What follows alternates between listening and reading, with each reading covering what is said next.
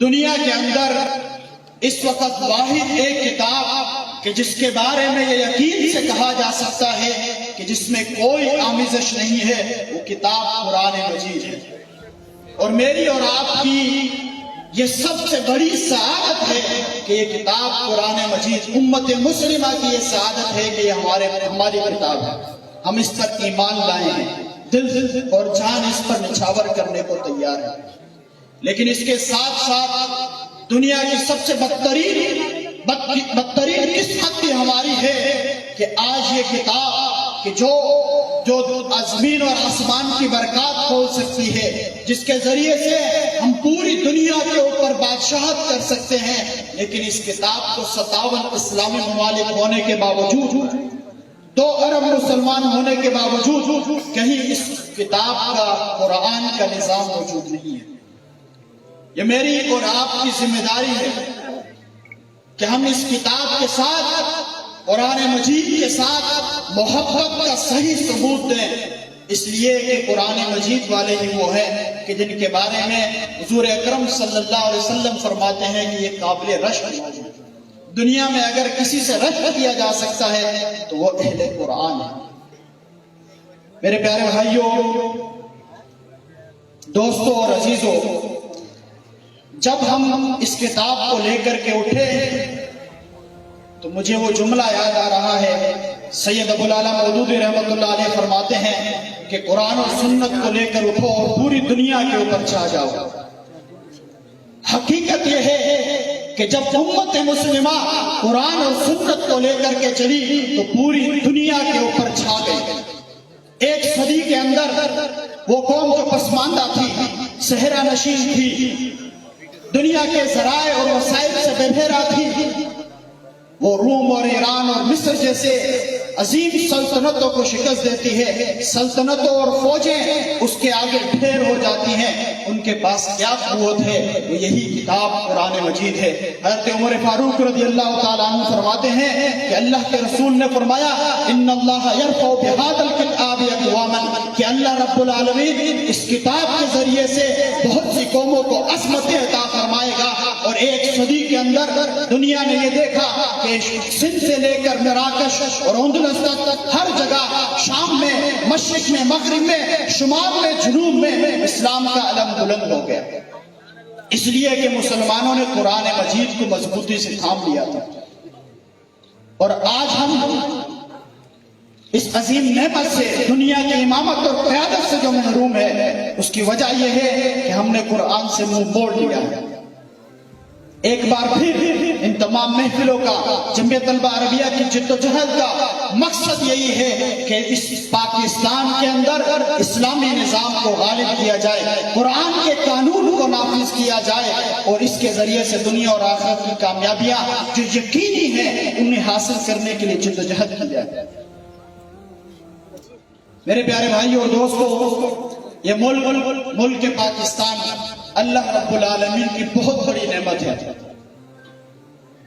اس ملک کو ہم نے، ہمارے بڑوں نے قربانیاں دے کر، جانیں دے کر، خون بہا کر کے حاصل کیا تھا۔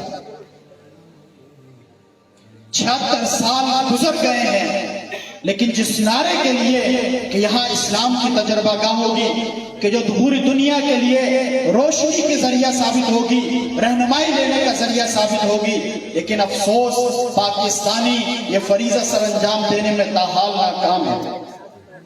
اس لیے آج کی اس محفل کے ذریعے سے میں آپ کو یہ بتاؤں کہ قرآن مجید کے نزول کا مقصد تزکیہ نفس ہے، اپنے آپ کو اپنے رب کے حوالے کر دینا ہے، رب کے قریب کر لینا ہے۔ دنیا اور آخرت کی کامیابیوں کو حاصل کرنے کے لیے قرآن مجید کے نظام کو سمجھنا، پڑھنا، تلاوت کرنا، اس کے مطابق اپنی زندگی کو بنانا، اس کے مطابق اپنے معاشرے کو تشکیل دینا ہے، اس کے مطابق ہمارا نظم سیاست ہو، نظم معیشت ہو، نظم ریاست ہو۔ یہی ہماری اور آپ کی سب کی کامیابی کے ذریعہ ہے۔ اور اسی طرح جمعیت طلبہ عربیہ نے امت مسلمہ کی ترقی، خوشحالی اور دینی مدارس کے طلبہ کو، کردار کو فعال بنانے کے لیے بھی جدوجہد کی ہے۔ الحمدللہ جمعیت طلبہ عربیہ کے 50 سال مکمل ہو گئے ہیں۔ یہ دینی مدارس کے طلبہ کے ذریعے سے انما المؤمنون اخوہ کا پیغام عام کرنے کی جدوجہد کر رہے ہیں۔ قرآن مجید کا یہ حکم ہے وَاعْتَصِمُوا بِحَبْلِ اللَّهِ جَمِيعًا وَلَا تَفَرَّقُوا، کہ تمام تر مسلک، تمام تر فرقہ پرستی، تمام تر تقسیمیں، چاہے نسلی ہو، رنگوں کی ہو، زبانوں کی ہو، علاقوں کی ہو، ان سب کو پس پش ڈال دو اور اللہ کی رسی کو مضبوطی سے تھام لو اور تفرقوں سے باز آ جاؤ۔ یہی آپ کی ہماری سب سے کامیابی کا ذریعہ ہے۔ لہذا انہی مختصر سے کلمات کے بعد میں آپ کو یہ بتاؤں کہ آپ نے وہ واقعہ سنا ہو کہ مصر سے قرہ یہاں تشریف لائے ہیں، ان سب کے اور ہمارے استاد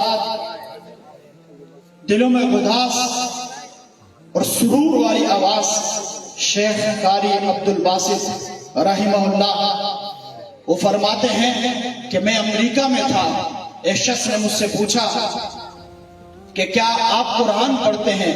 اتنا قرآن لوگوں کو سنایا ہے، کیا آپ قرآن پڑھاتے ہیں، بتاتے ہیں کہ قرآن معجزہ ہے، کیا آپ نے اس کا معجزہ کبھی دیکھا ہے؟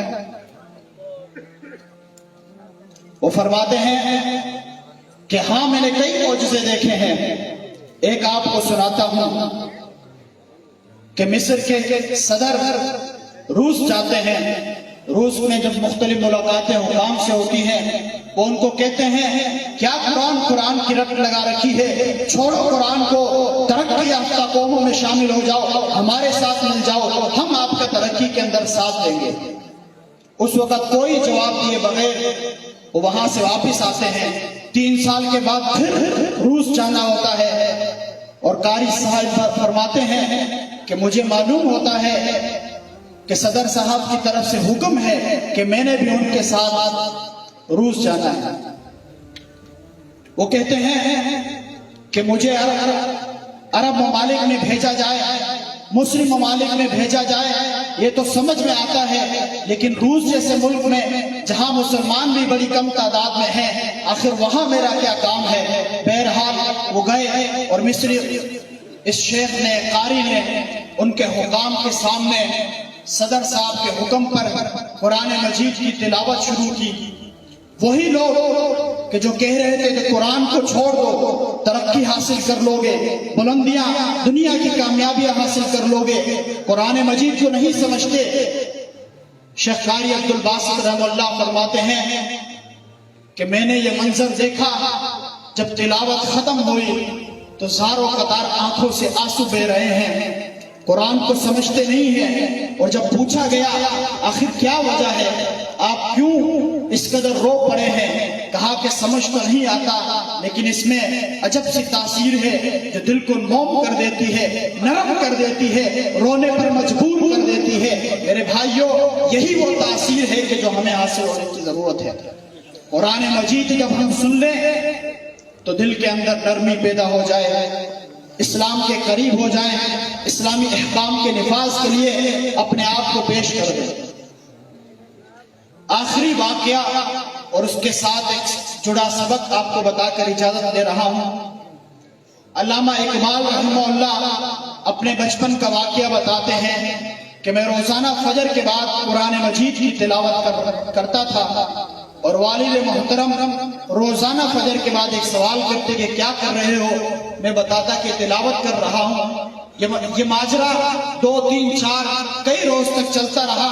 بالآخر علامہ اقبال فرماتے ہیں میں نے پوچھ لیا کہ کیا مقصد ہے؟ آپ روزانہ مجھ سے یہی ایک سوال کرتے ہیں جبکہ آپ روزانہ مجھے تلاوت قرآن مجید کرتے ہوئے پاتے ہیں۔ وہ فرماتے ہیں کہ میں یہ چاہتا ہوں کہ تم فقط قرآن مجید کی تلاوت نہ کر رہے ہو، تم فقط قرآن مجید کی تلاوت سن نہ رہے ہو، بلکہ یوں سمجھ رہے ہو کہ اللہ رب العالمین ڈائریکٹ آپ سے مخاطب ہے، یہ قرآن آپ پر نازل ہو رہا ہے، اللہ ڈائریکٹ آپ سے مخاطب ہے، اور اس کے مطابق اپنی زندگی کو بنا لو۔